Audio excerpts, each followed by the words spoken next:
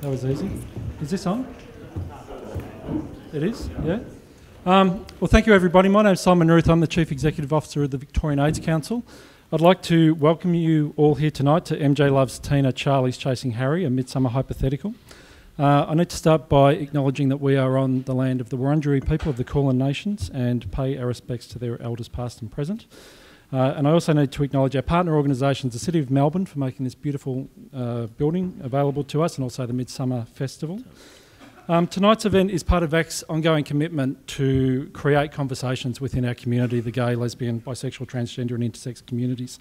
We are an organisation that came out of a community movement back in June 1983, and we strive to continue to meet the needs of our community and be led by the opinions of our community.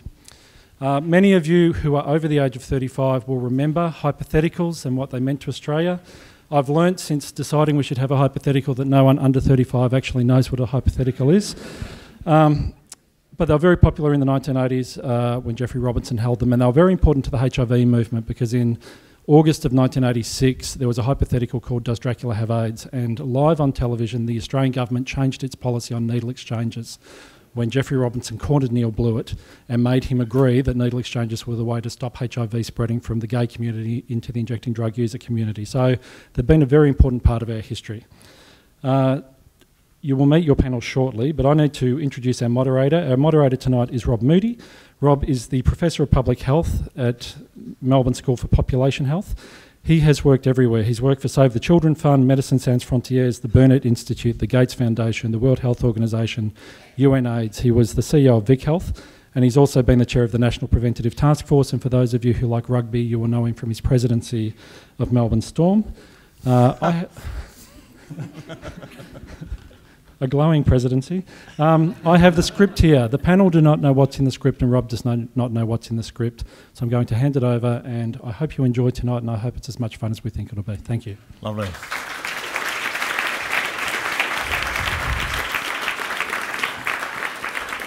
Well, thanks very much, Simon. Before I actually open the hypothetical, I want to introduce our panellists for tonight. So on our very right, we have Jez Pez, who's working with VAC as a project worker on alcohol and other drugs. Jez recently managed the National Transsexual Health Program with Buck Angel, an international award-winning sex documentary maker and porn star.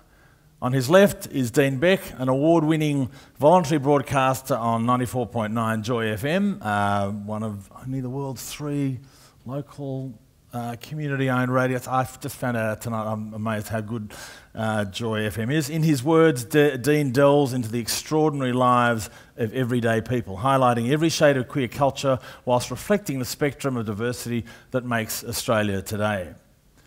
On his left, Judith Lucy is one of Australia's most popular comedians. As a best-selling author and television and film actor, her sellout national tours have made her a household name, and her new TV show, Judith Lucy is All Woman, is only 4 weeks away. Thank you for the plug. Nic Parkhill has an extensive experience in HIV and LGBTI health. He's currently the CEO of VAC's equivalent in New South Wales, ACON, and thanks very much, Nic, for making the trip down. Tim Wilson, he's a libertarian and public policy analyst and commentator specialising in international trade, in health, in intellectual property and climate change. And obviously he's very well known over the last few months. He's been travelling across Australia as Australia's Human Rights Commissioner. Christina Chang is an infectious disease physician at the Alfred Hospital and a postdoctoral research fellow at the Doherty Institute at the University of Melbourne. Did you say that was the #1 university? Oh, sorry. They get a lot of that at University of Melbourne. Anyway. Christina has worked in a variety of resource-limited settings, including South Africa, where she did her PhD on understanding meningitis and HIV. Next to her, Stephen Spencer, he's a student, small business owner and volunteer within the HIV sector. As a gay man, his passions lie in providing a sex-positive outlook on reducing risk and improving community well-being. Brent Allan is the current Executive Officer of Living Positive Victoria. Can you show us what's on the back as well? Enough is enough. There we are. Thank you. Thanks, John. So, We'll get him to come up the back so you can see it later. Nadine Ezard is an addiction specialist with expertise in use amongst LGBTI and queer people. Nadine is the clinical director of the Alcohol and Drug Service at St Vincent's Hospital in Sydney. And last but not least, Adam Richard is a stand-up comedian, writer and broadcaster. He's appeared on commercial and public radio and more recently co-created and starred in Outland, a gay sci-fi comedy series. So please welcome our panel.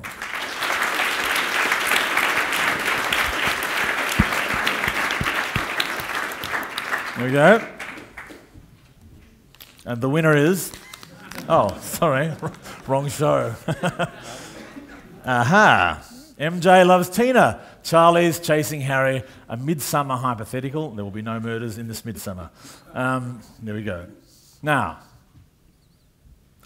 Mardi Gras, just like Midsumma, of course, is a yearly festival for everyone, with LGBTI people from all walks of life, from all over the world, as the centrepiece. It's a time for pride and parties, for showing up and showing off, for dressing up and getting down, for getting on and getting off. It can be the time of your life or something you'd really rather forget. Let's meet a few people as they plan their Mardi Gras experience. First, there's Mary Jane. She's 19 years old. She's known as MJ to her mates. She works part-time at a coffee shop called Full Throttle. Over the past 12 months or so, Mary Jane has begun to use ice frequently. In fact, there's barely a weekend that goes by without her using. For her, it's a drug that magnifies her experiences. She used to be known as a shy girl, but on ice she's confident and outgoing. She's the life of the party, and she feels like she can rule the world. She plans on a big Mardi Gras weekend on ice. Nadine Ezard, you pop into Full Throttle regularly for a double-shot decaffeinated soy chino with sprinkles. You're a favourite of MJ's, and she's talked to you about her experiences using drugs. Everybody's using drugs, aren't they?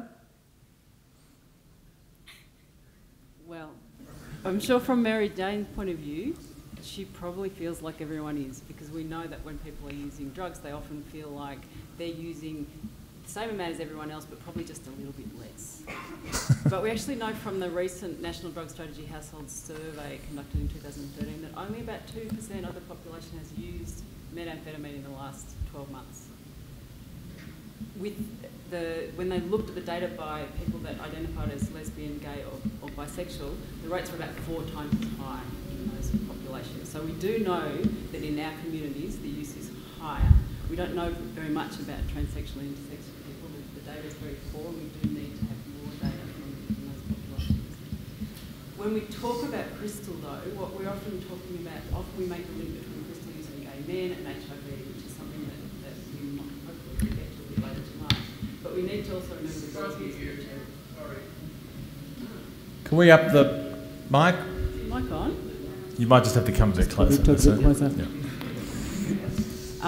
The girls are using it as well. So we know from the Gay Community Periodic Survey, which is conducted in Sydney, and from the Same-Sex Attracted Women Survey, that both men and women are using crystal in rates higher than the people answering that survey anyway, are using higher than the rates in the general population.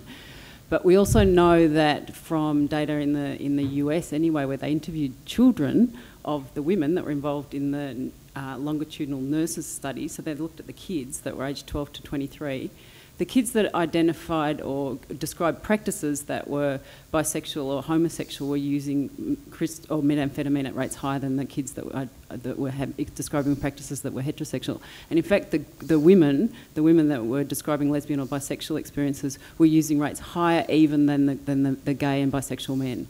So we need to not forget about girls when we're talking about the issue of crystal use. But the other problem that when we're talking about drug use in LGBTI populations, we get sidetracked by the more exotic drugs like ice. and forget that the drugs that are used most prevalently are alcohol and cigarettes.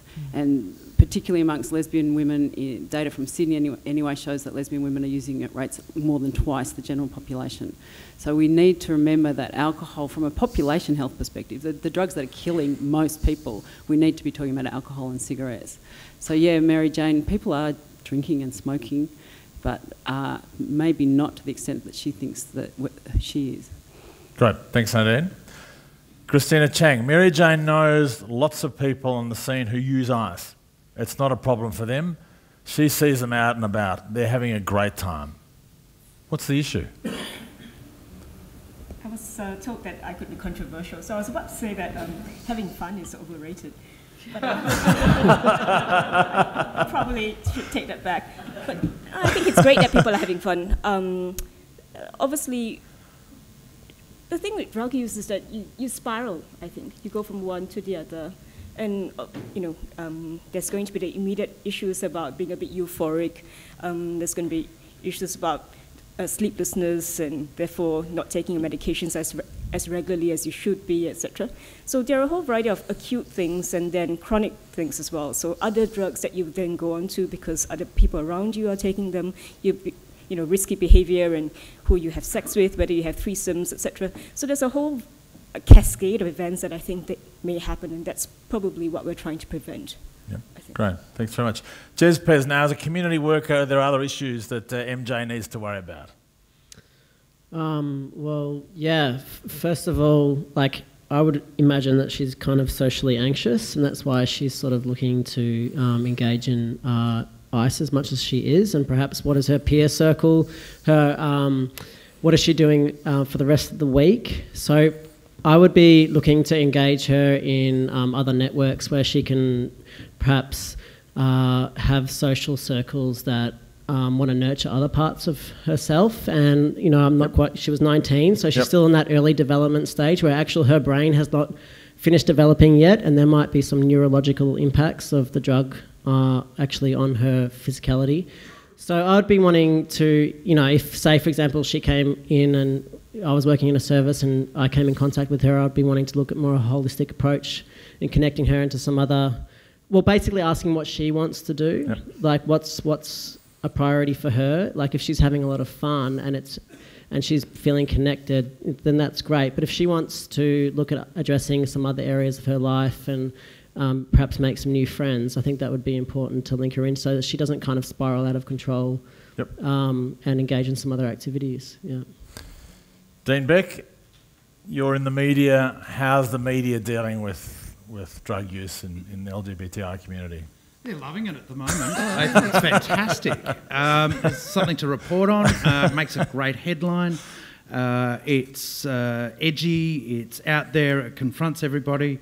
And the media are loving it. I don't think they're quite understanding that it's only 2%. I don't think we hear that.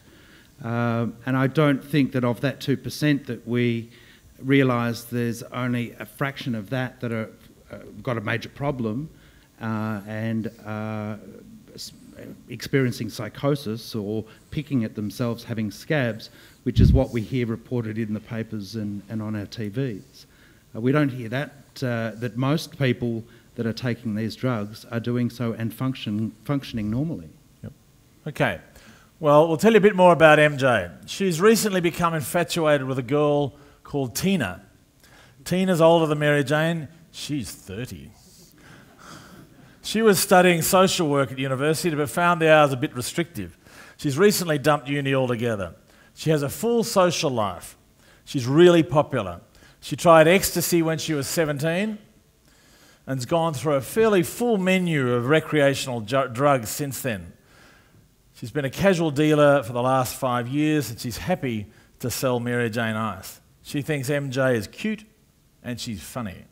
Recently she's decided to give MJ a freebie. So she's going to blast ecstasy with her just to see if she likes the rush. Now Tim Wilson, you ran into MJ one night when she was serving drinks at a Greens fundraiser.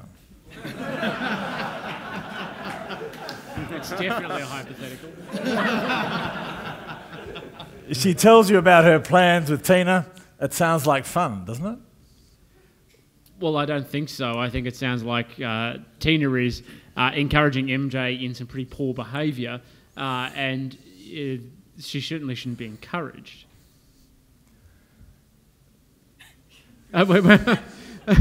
Well, I mean, why not? Why shouldn't she be encouraged?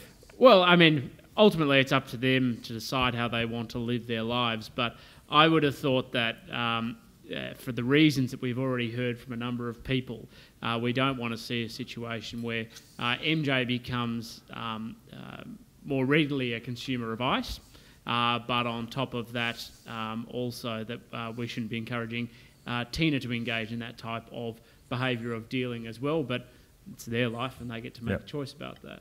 Okay. Brent, Allan, you live next door to Tina.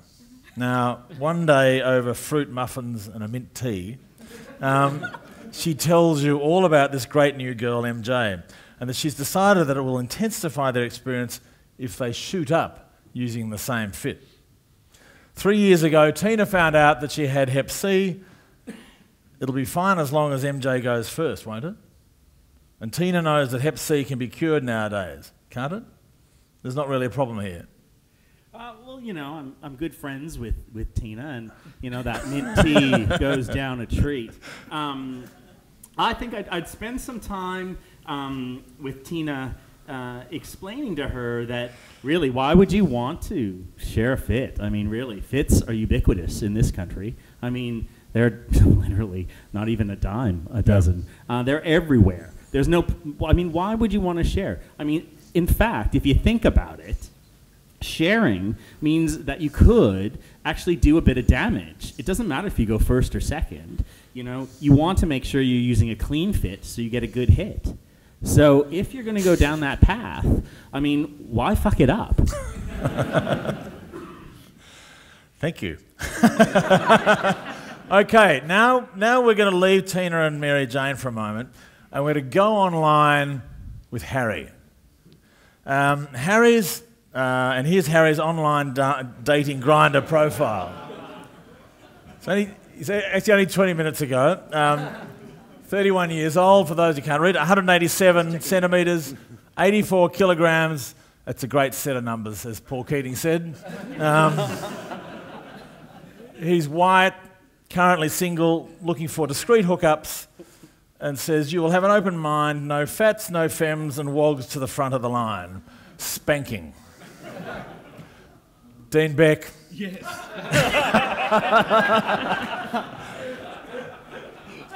Harry sounds like a lot of fun. What do you think? All but the last bit. Yeah, no worries. Bring it on. Okay.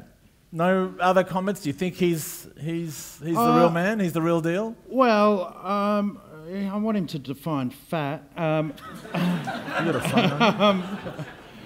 I'm a bit over the fact of no femmes. I think that and lines like straight acting, a bit passé. Okay, now we've got a new trick for you. We're going to look at Harry's profile a little more critically, because I've got a new app on my phone, and I can share it with you later. It's called Pinocchio. Now, Pinocchio has a function that determines fact from fiction on Grindr profiles. And let's just see what really happens. Now, all I have to do this, for example, if it's Caleb, I just run it over him and have a look and find out whether he, in fact, is true to his Grindr profile. Okay, now let's look at Harry's real profile after we've done the Pinocchio. Aha! 31-year-old? No, he's 35. 187 in his boots. 84 kilograms in 2004, he was 84 kilograms. He's now 93. White, tick. Currently single? No. Married with 2 kids, both under 10. He's looking for discreet hookups? Yep, we can accept that. And he's also being honest when he says he wants someone with an open mind. It's just that he hasn't got one. He wants a well-built, masculine guy who is a wog, who's into spanking. Is he the man of your dreams, Adam Richard? Well, somebody's dreaming. Look, I'm his nightmare, I think.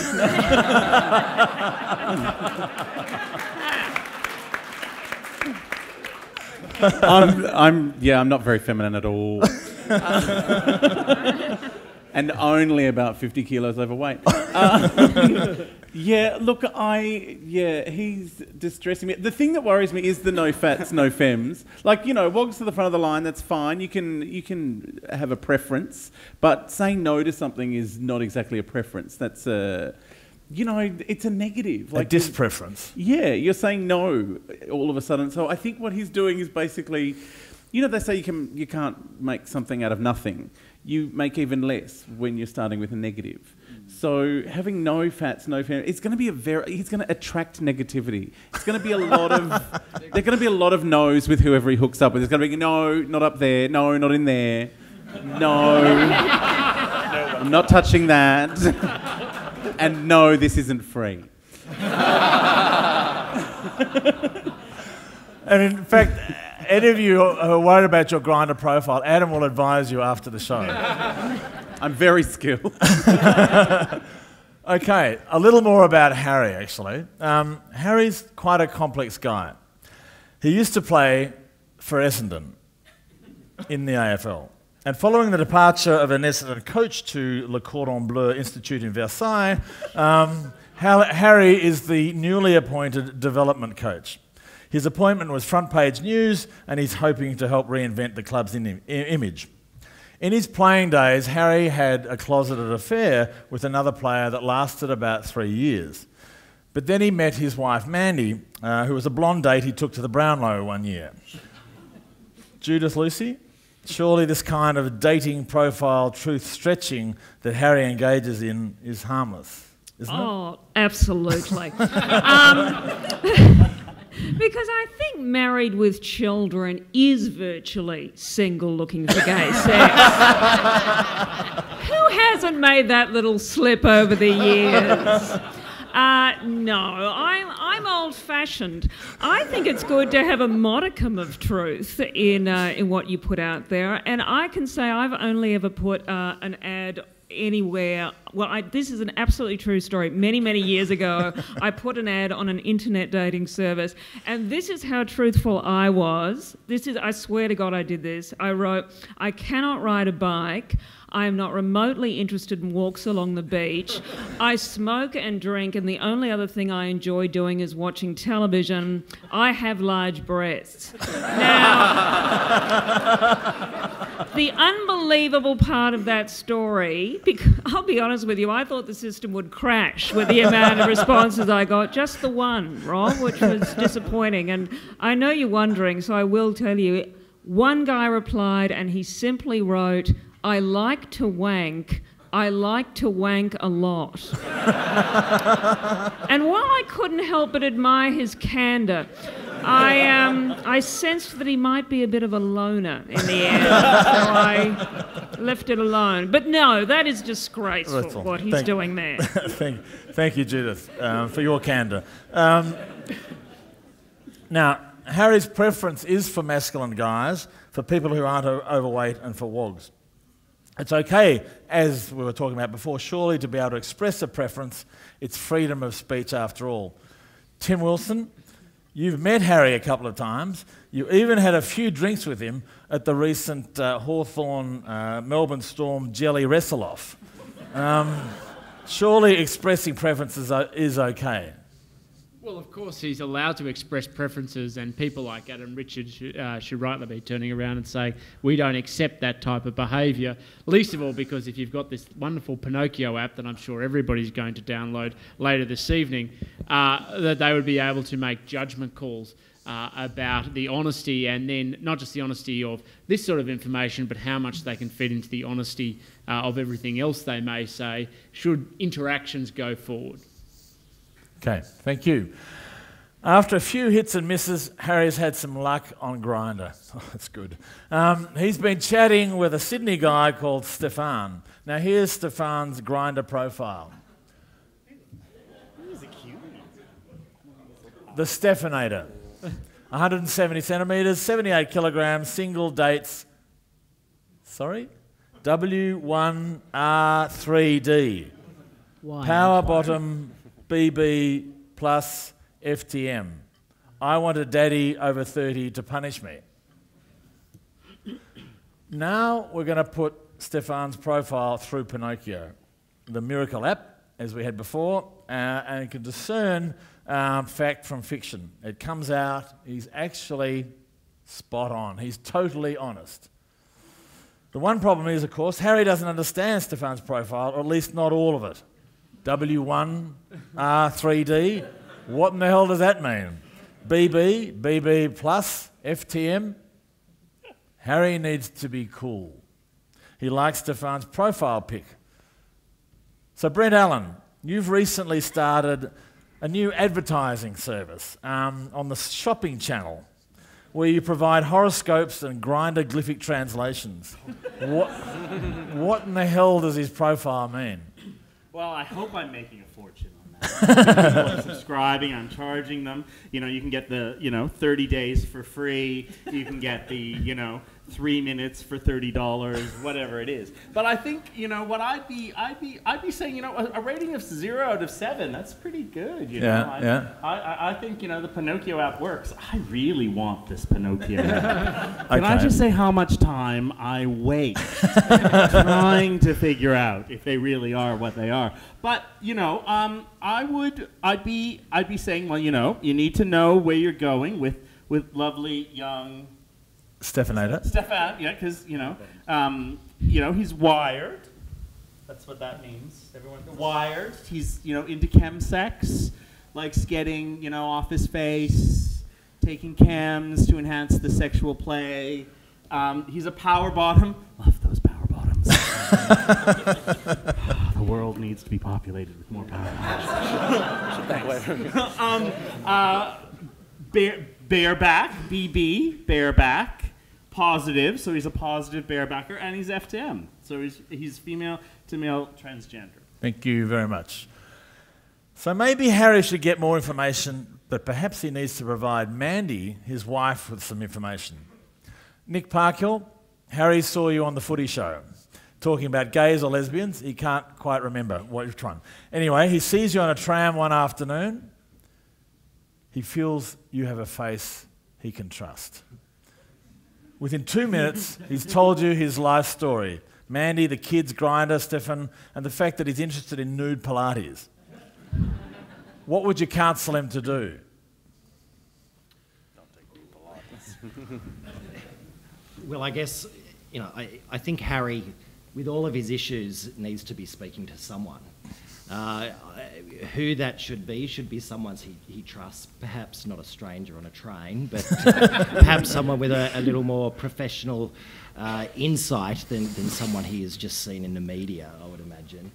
So I'd encourage him to be speaking to a service, preferably a service that specialises in sexual health, that also runs drug and alcohol programs, that is kind of aware of the kind of issues that play out in the lesbian, gay, bisexual, trans and intersex communities.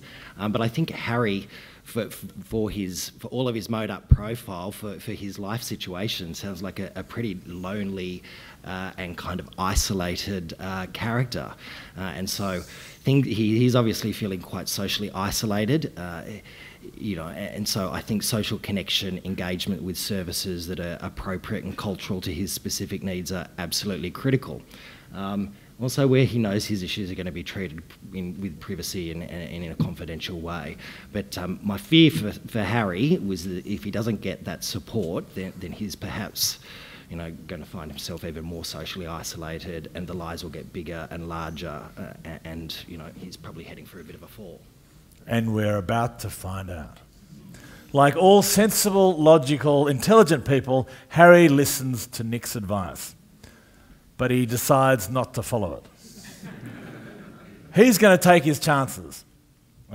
He travels to Sydney to meet Stefan at the harbour party the Sunday before Mardi Gras. They meet up, and Stefan is trying to hide the disappointment he feels at Harry being a little heavier and a little older than his profile indicated.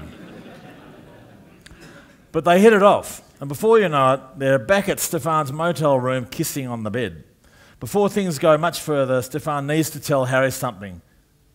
He explains, quietly and patiently, that he's a trans guy. Harry takes a moment to take this in. Trans? Harry's confused. He can't believe what he's heard. Stefan is totally hot, and now he's telling him he's a woman. What? How can a woman have such great guns? Jez, what should Harry do? Nice question. Well, first of all, I'll just pick on the point that he's not a woman, and for anyone in this room that still thinks that way, it's time to move forward and be a bit more progressive. Let's just enjoy life and not get caught up in that stuff. What should Harry do about the fact that he's discovered that Stefan? Well, I would recommend that maybe you tell someone before you go home with them, just because I've been in that situation. It's good to avoid it.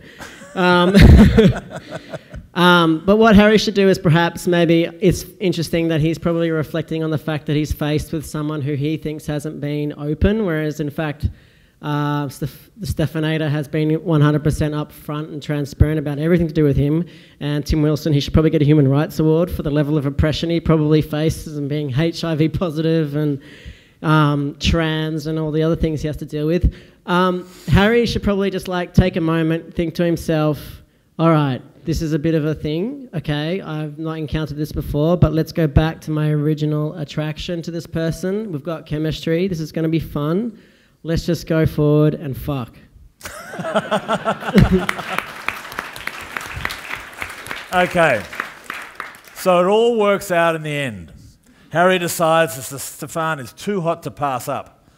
Stefan asks Harry if he would like to spice things up by smoking some meth together. Harry's a bit nervous, but he is from the Essendon Football Club.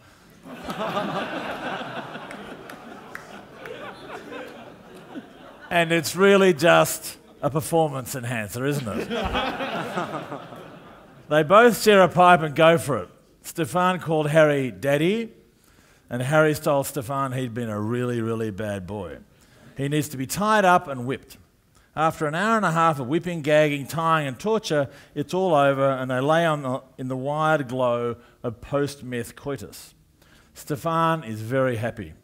He forgives Harry for his initial reaction and explains how it's tough sometimes dealing with stigma and rejection. Firstly, because he's a trans guy, and of course, being HIV positive makes it just that much harder. Suddenly, the world stops moving for Harry. Let's freeze frame for a moment and look at what's happened. Brent, Allan, is it reasonable of Stefan to think that Harry actually understood he was HIV positive?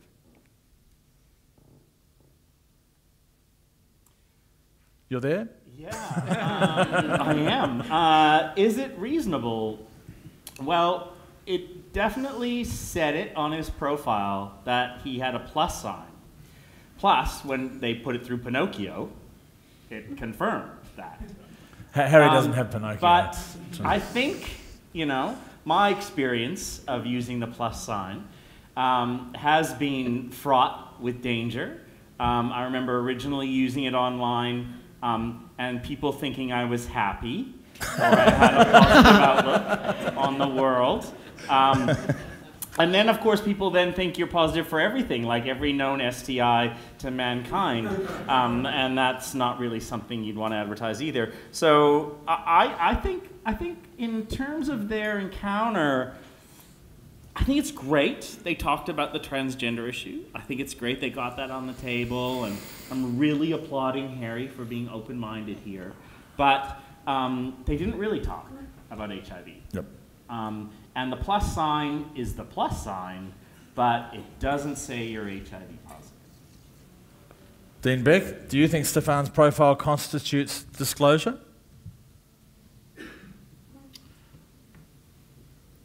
Yeah, I do to an extent, but I don't think Harry's got anything to worry about. All they did was whip and whack. I mean, they fucked. Oh, okay. All right. Thank you. Well, in that case, maybe Harry has got something to worry about. Look, I think questions would then have to be asked as to what Stefan's viral load were. He needs to be informed that there are things available like PEP. You know, if Harry was starting to freak out, then sadly it would probably have to be Stefan who would have to counsel in that space, because that's what positive people have to do. Thanks. Nic, what do you reckon? Does it constitute disclosure?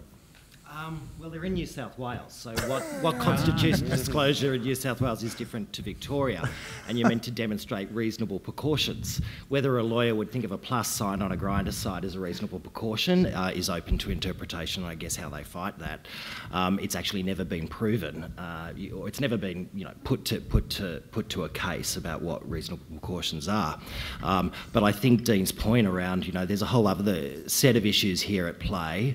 It depends on, you know, Stefano's viral load, whether he has any other STIs, how regularly he sees his GP. So it could be that Harry's, you know, it's all fine, tickety-boo. You know, and Harry's got options available to him as well within the healthcare system. He can go and get PEP straight away, and he should recognise too that as a negative gay man, he has a responsibility to be talking about transmission just as much as HIV positive people do in sexual situations as well. It shouldn't all be the responsibility of positive people to verbalise it at the get-go. So there's a dual kind of thing going on there. It's certainly not just Stefano's responsibility. So Harry needs to kind of take a bit of a kind of adjustment check, I think, and a bit of a deep breath, and really consider how he's going to respond. But he's taking many breaths, don't worry. Yeah. Tim Wilson, I mean, coming back to the issue, does it constitute disclosure? Well, if you ask my personal opinion, I'd probably say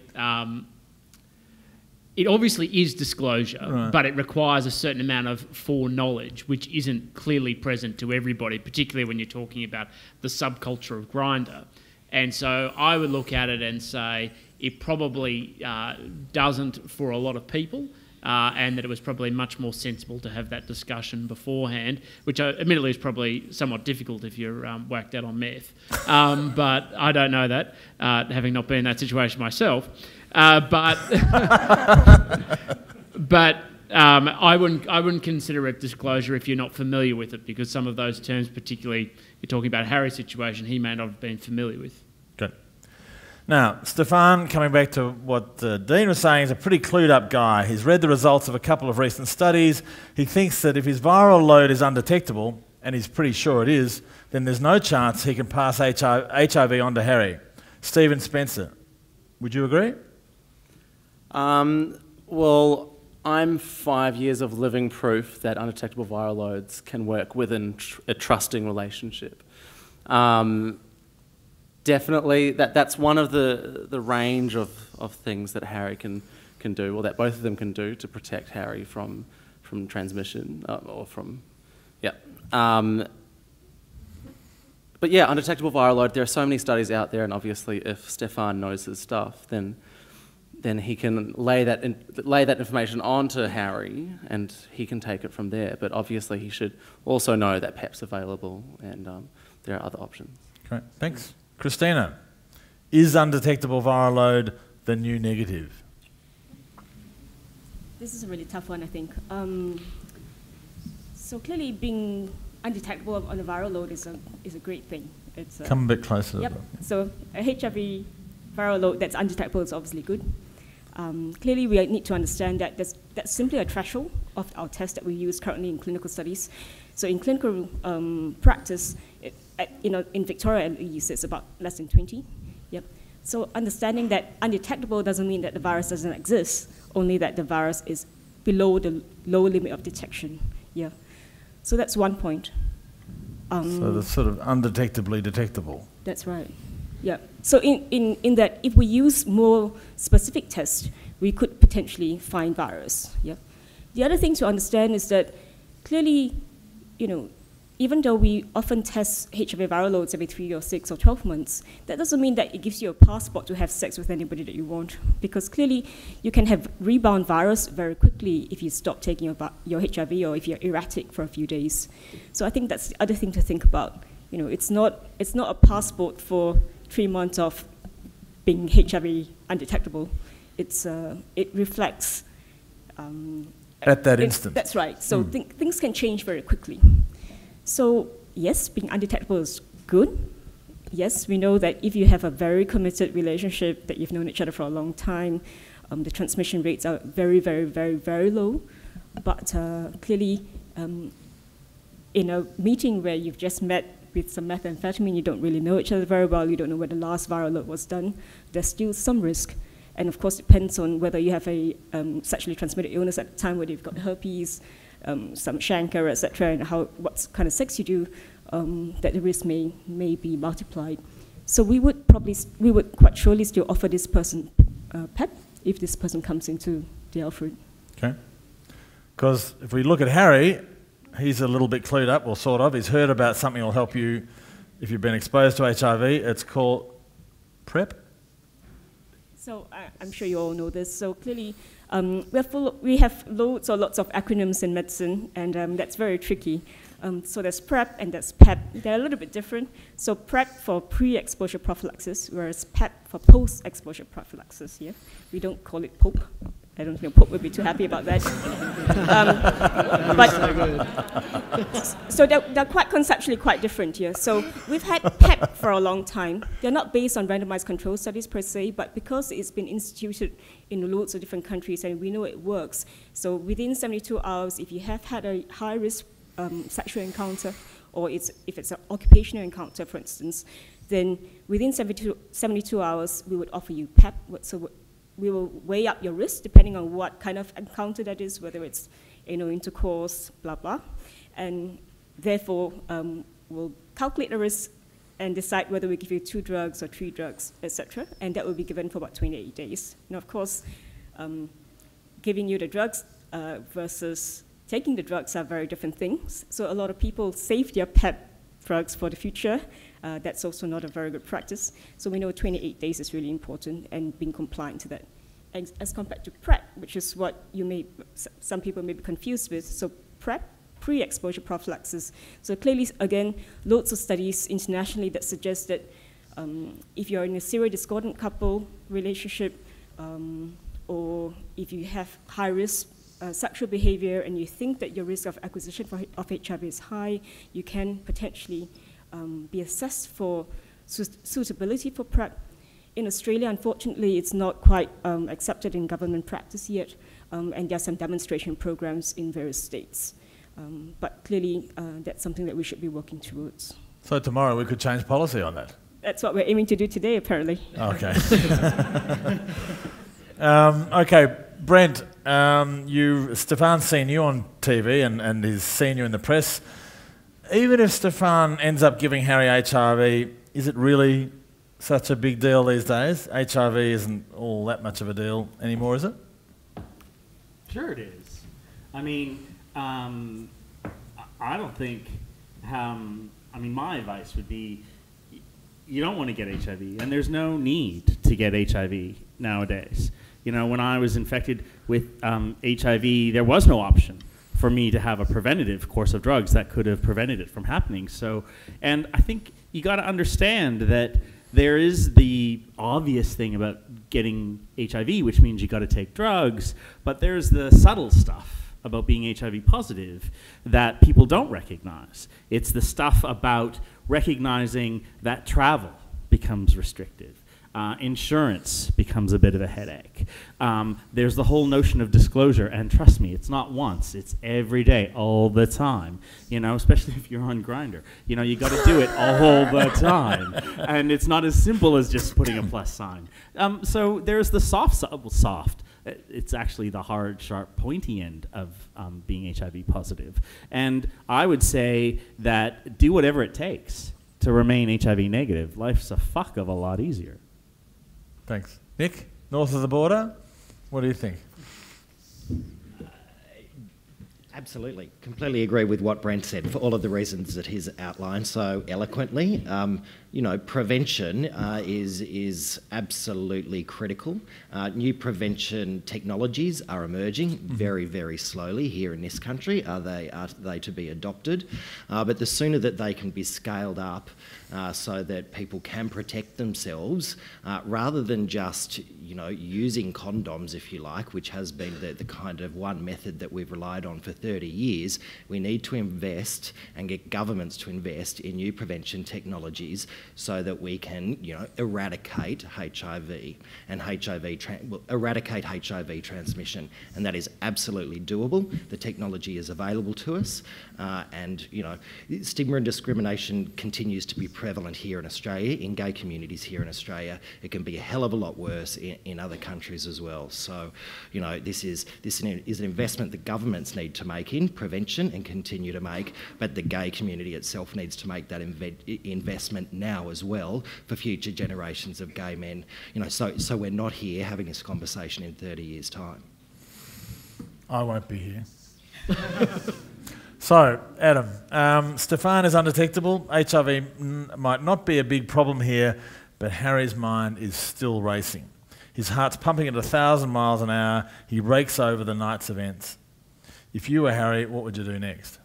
Well, not actually knowing the specific ins and outs of what went on, I don't know how excited he was getting about the wog spanking.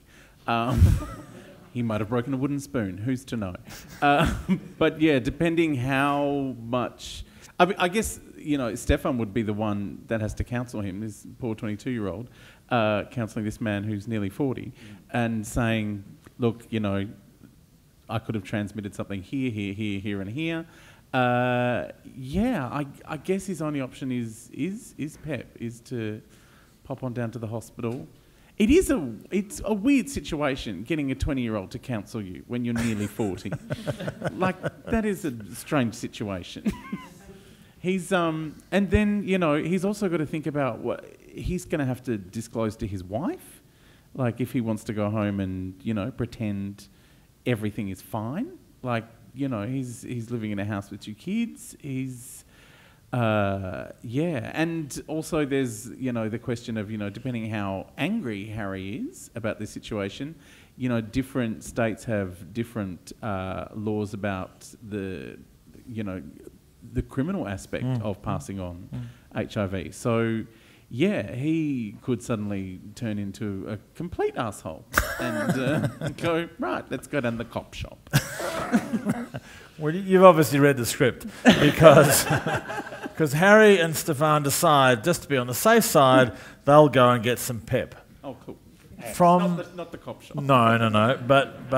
But from Nadine's hospital, from St Vincent's Hospital, right? Stefan has told Harry that they will need to access it within 72 hours, and they have plenty of time. They go to outpatients and are greeted by Nurse Ratchet, who refuses to let Stefan sit in on the consult and then lectures Harry about promiscuity and safe sex.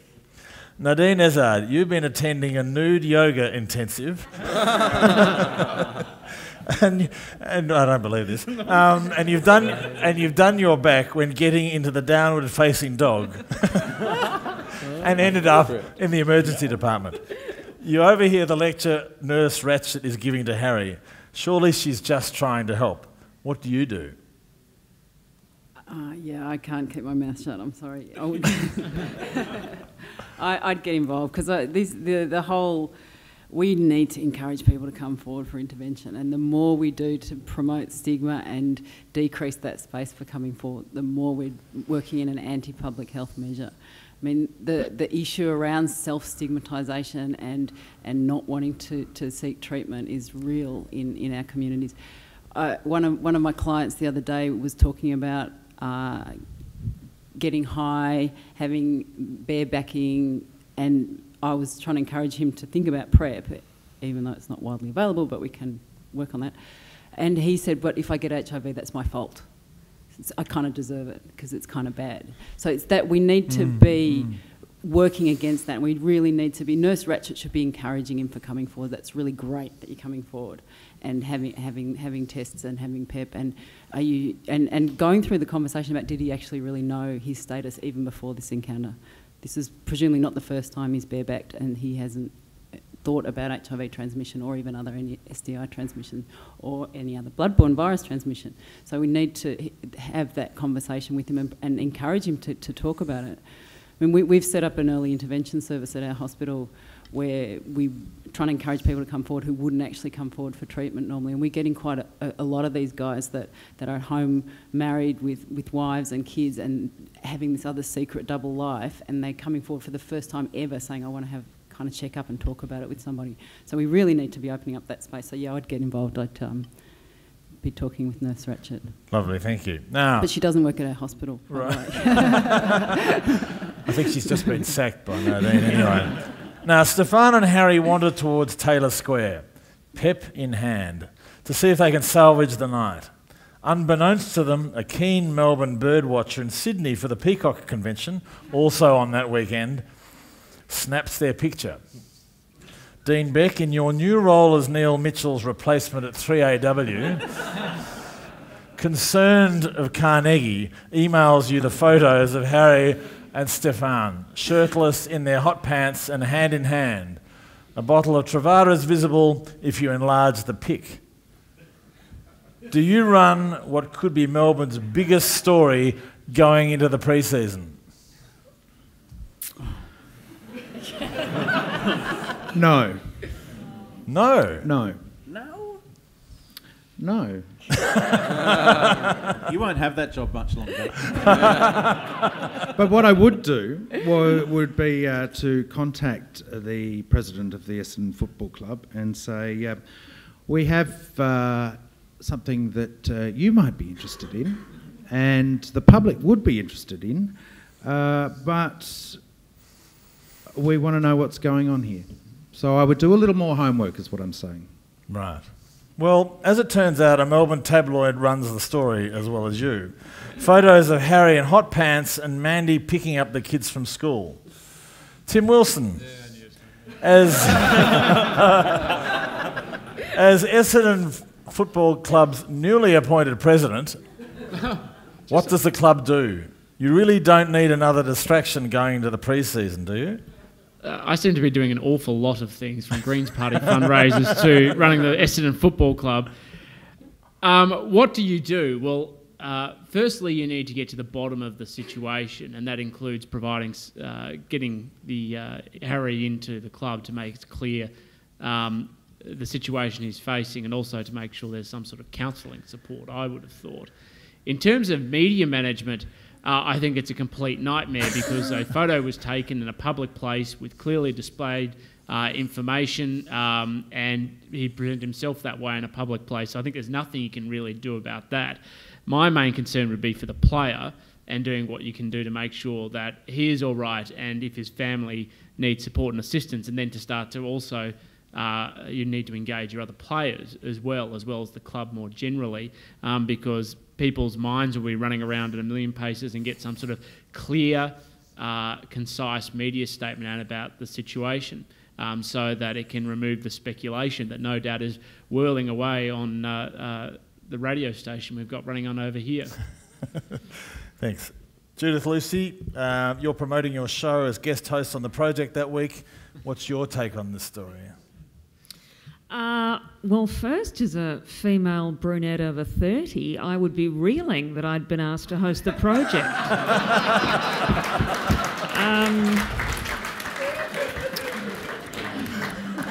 And, you know, on a personal note, I would hope that the woman who did my makeup the last time I was on there wasn't there this time.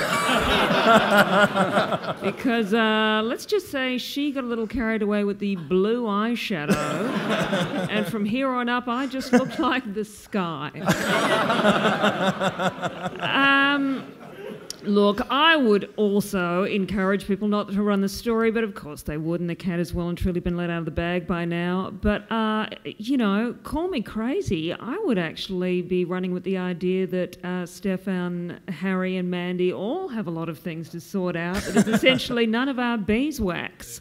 And that the most helpful thing we could do would be to try and leave them alone. Which is why I will never get that job.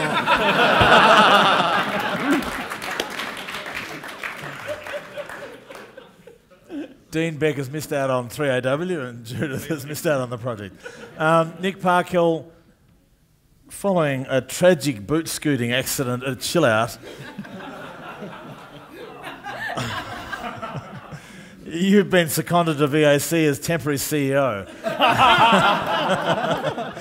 How will VAC be responding to this media coverage?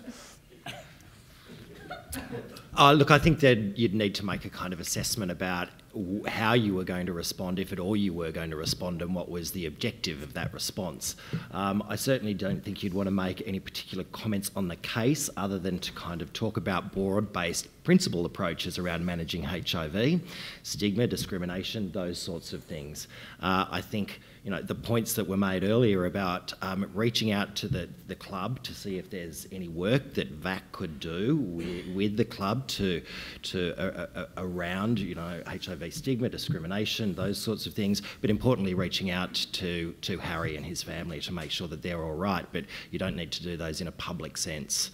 And I'm just wondering, you know, or I'd question what you would do from what would be the strategic objective of entering into the media fray, being driven by a tabloid who we know don't treat these issues very well. So I'd be treading very cautiously and absolutely engaging with the board through that process.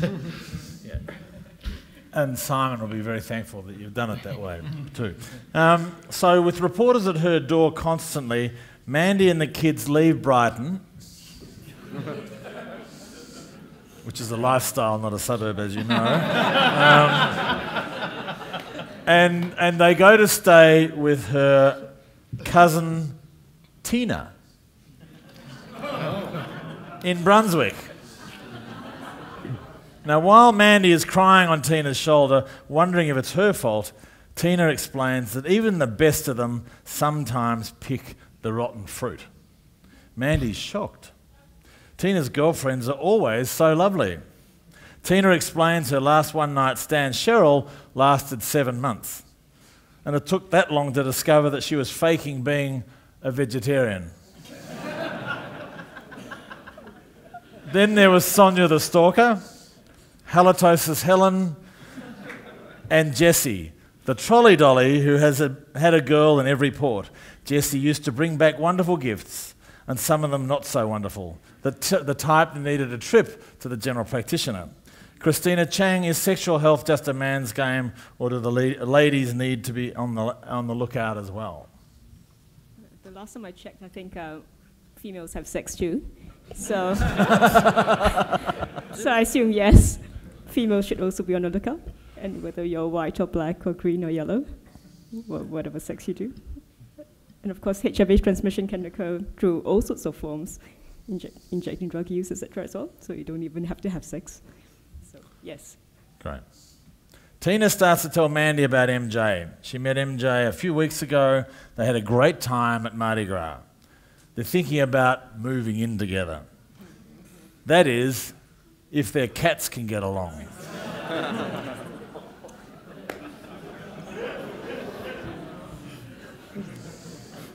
It's a small apartment. There's also the music issue. Tina loves Madonna, KD and the Indigo Girls. MJ loves Katy Perry, Lady Gaga and Taylor Swift.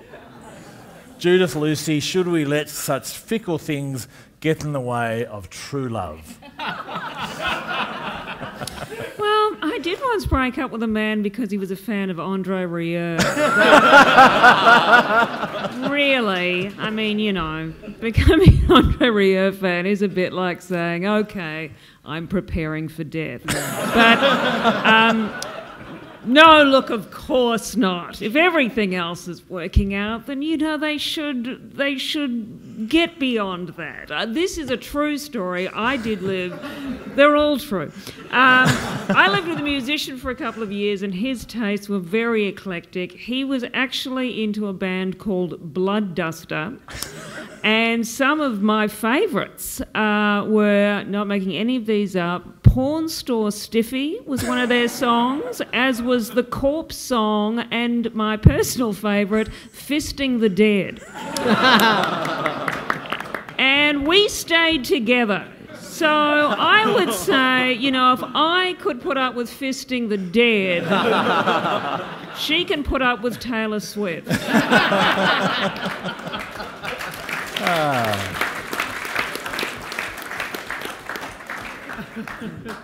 Thanks, Judith, for that expert show of true courage. Tina starts to tell Mandy about... Then there's the smoking. It took Tina years to give up, but MJ doesn't seem to see any issues. She's young, so what's the problem? It's not as bad as some of the other drugs they're taking and they're using. Nadine, Ezard, what do you think? She has to give up. Just say no. That's pretty difficult. No, I mean, seriously, the issue around smoking is something that we have to address. It's so not as sexy as talking about crystal, but we do need to be talking about smoking and alcohol use, as I said before. And I think it's a good thing for them to talk about. And it's something that many discordant couples have to deal with, especially ex-smokers. Again, there's help out there. There's plenty of different things for intervention. But again, it's up to them to decide if it's going to be a relationship breaker or not. Right. Okay, so after the media run a story about Mandy retreating to her lesbian love nest, good on them, Mandy decides to move home again to Brighton. One person keenly watching this unfold is Bombers supporter Charlie. Charlie's 18, and he can't believe that his hero Harry might be gay. What Pinocchio, the Miracle app, reveals about Charlie. Here we go. He loves the Game of Thrones, and he lives at home in Oakley with his parents, who are very strict. Wow. Greek Orthodox people who believe that gay people are an abomination before God. Charlie is a little overweight and hates his hair and his pimply skin. He's fooled around with guys recently, but never had anal sex. He doesn't always get on with his parents.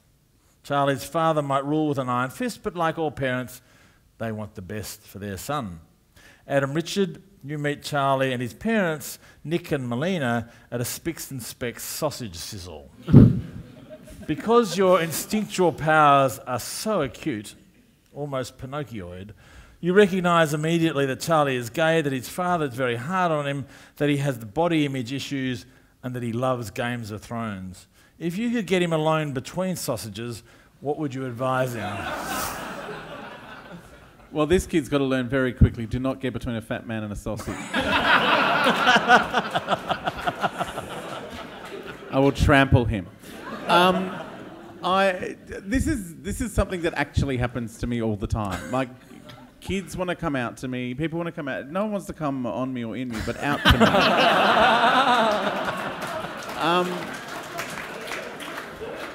So, you know, because I did breakfast radio for like 10 years, I was in the car with their mothers talking about Lindsay Lohan, and so they would feel very comfortable going, my mum loves you, can you tell her that I'm gay? It's like, I had enough trouble coming out to my own parents, I'm not doing it for you. So yeah, it does happen to me a lot, and it's, I always have said the same thing to kids, is like, you know, just tell your parents you're not doing this to hurt them.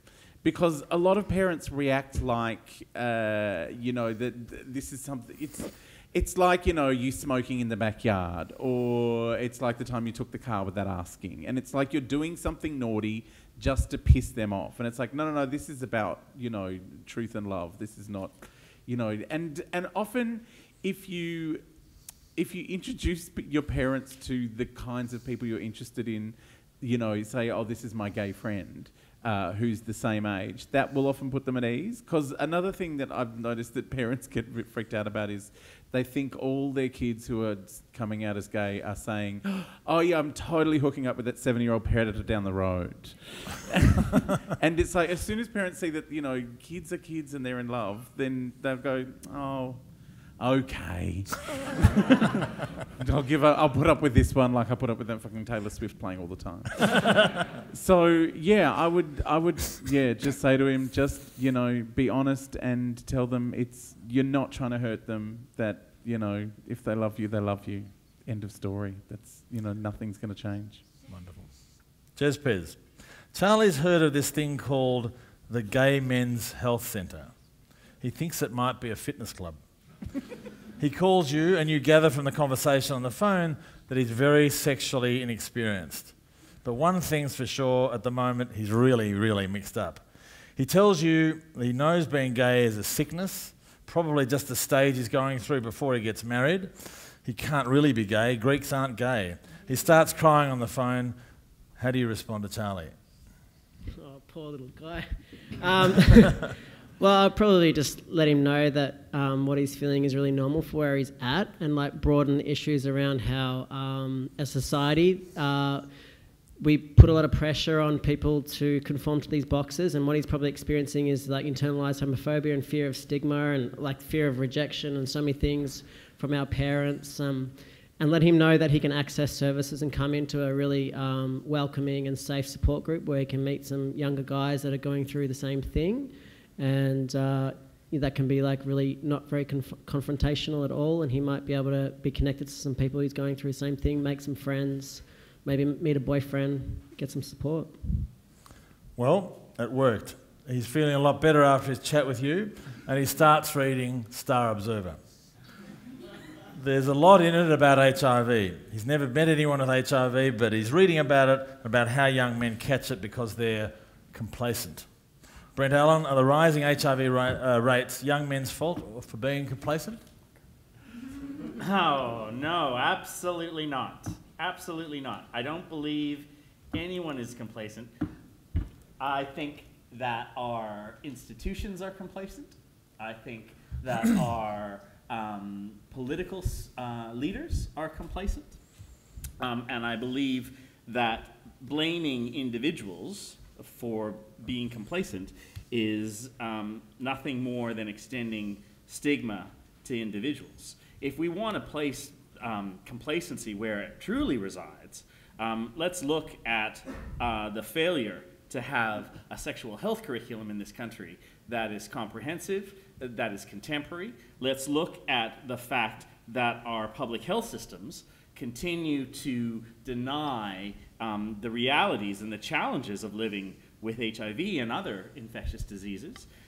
Let's look at the fact that our political leaders seem to think that it's lovely to cast their votes on the backs of gays and lesbians instead of recognizing the challenges that we continue to reside. So no, I do not believe that we're complacent, and I would tell young Charlie that he needs to recognize that he's an autonomous individual with every amount of agency forward for him, and that he needs to take life with gusto in both hands. So there is something about personal responsibility there. Take gusto with both hands. You know, responsibility is responsibility. You know, I don't think that individuals per se get HIV because they're complacent.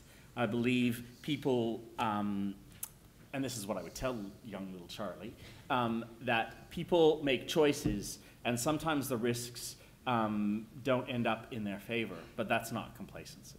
Stephen, you're a young man. Do you think young men are being complacent? I have to agree with everything Brent said. Absolutely not. Young gay men do so much to protect their sexual health, and in 2015 we have such, you know, the sunlight over the horizon of PrEP just waiting for us, and, you know, the only complacency I'm seeing are, you know, the government, public health officials waiting, you know, making us wait all this time for PrEP to become readily available and affordable in Australia. Complacency is running the trial while people outside of the trial are seroconverting as we speak, rather than doing what they've done in Europe and seeing that it's quite unethical to run a trial when we know that it's working, that this drug can work. I see young people are the complete opposite of being complacent. We want to take these things, and like Brent said, we have agency. And instead of being forced, the single model of condom use, which works for the vast majority of people, but then there are those people who, don't want to wear condoms, never will wear condoms, and those are the people we need to reach. And they are not complacent, they just want the tools available, so we need to make the tools available to them. Thanks. Charlie started playing on Grindr. He's been chatting to a guy called Phil, who doesn't live with his parents. In fact, he has his own place in East Melbourne.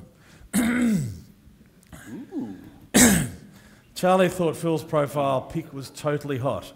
Really manly, like Khal Drogo on the Game of Thrones. Phil's profile says, he's huge where it counts. Put him through Pinocchio. And he won't reply to Asians. No problem, thought Charlie. Even better, Phil's Grindr profile said he was disease-free, powder top, into chemsex. Judith Lucy, you've met Phil out and about at the various gay fundraisers you support. You think he might be a little full of himself. You suspect he might be a bit of a wanker. What should Charlie expect on his first date with Phil? I think I might have met Phil when Denise Scott and I actually ran an auction for the Victorian AIDS Council at the Laird. I don't know if anyone was there that night, but were you? Look at you. Yes, Scotty and I were wearing our nude suits, as you might recall. And of course, because we wanted to embrace the spirit of the Laird, that night we were also wearing strap-on dildos and gimp masks. Thank you very much. But yes, and it was a very memorable evening because we went on after a talent competition where one of the entrants actually played I Still Call Australia Home on the recorder with his ass. What amazed me was that he didn't win. Anyway, turns out that was Phil. So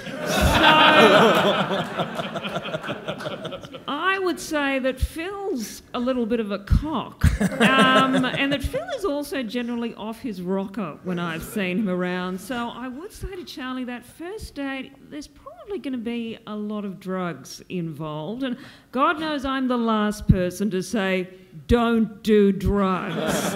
But for someone as naive and young as Charlie in particular, I would say do everything I didn't do and try and use a bit of caution, maybe. Great work, Judith. Prescient. We know that Charlie and Phil hook up at Club 88. Charlie is a little put off by the fact that Phil gropes him as soon as they met, but sex with Phil was totally amazing. Phil was gentle with Charlie. He told him he'd never hurt him and that Charlie could trust him. He even gave Charlie some speed, which just seemed to make everything feel 1,000 times more intense. When Phil offered Charlie drugs, Charlie pretended he'd done it all before. Even the anal sex had only hurt a little bit. Afterwards, he was buzzing for hours.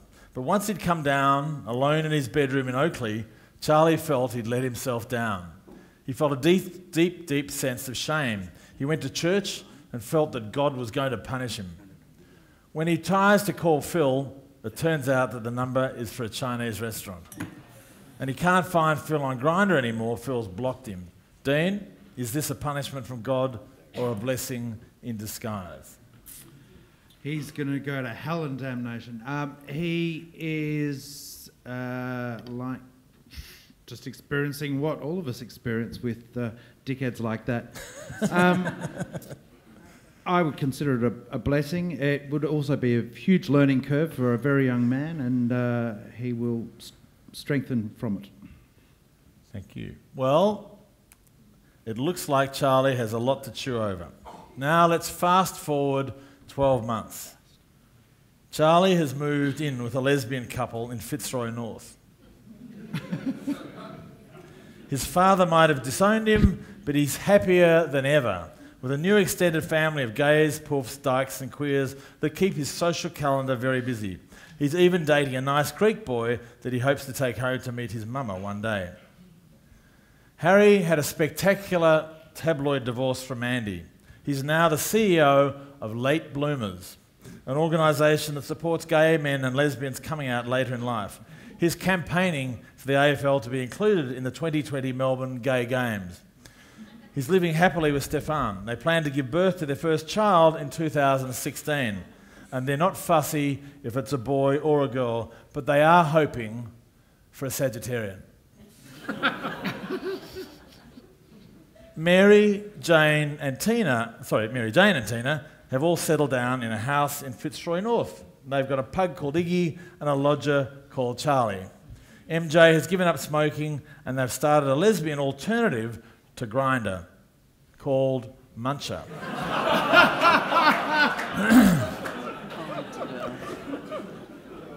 It's a sexist, non-fattist, non-ageist, non-racist, totally non-stigmatising dating site that currently has 17 members. All of whom know each other. But ladies and gentlemen, remember, Grindr wasn't built in a day. Thank you very much.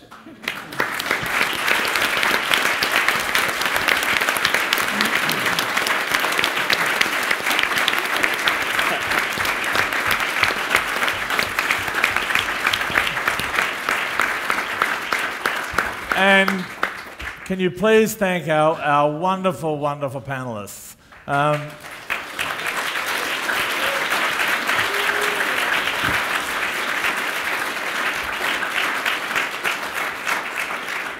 And thanks again to the Melbourne City Council for housing us, and thank you particularly to the Victorian AIDS Council, to Heath, to Simon, to Colin and Caleb, who actually wrote this stuff, I think, absolutely brilliantly. So please thank them.